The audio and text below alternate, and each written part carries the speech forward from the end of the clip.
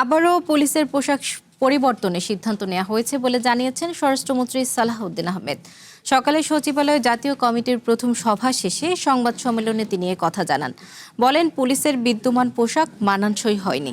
Metropolitan এলাকার পুলিশের জন্য আগের সবুজ রঙই থাকছে।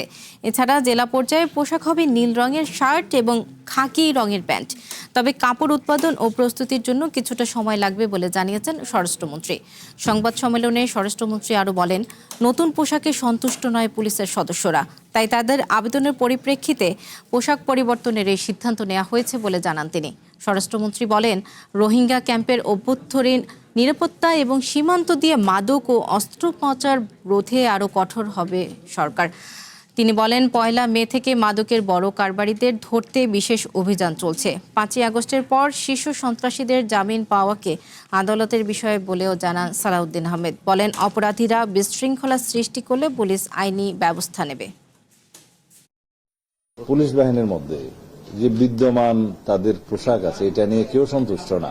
এই পোশাকটা আসলে ওয়াইডলি অ্যাকসেপ্টেড হয় নাই। সেই জন্য পুলিশ বাহিনীর আবেদনের প্রেক্ষিতে আমরা বিষয়টা বিবেচনা করেছি।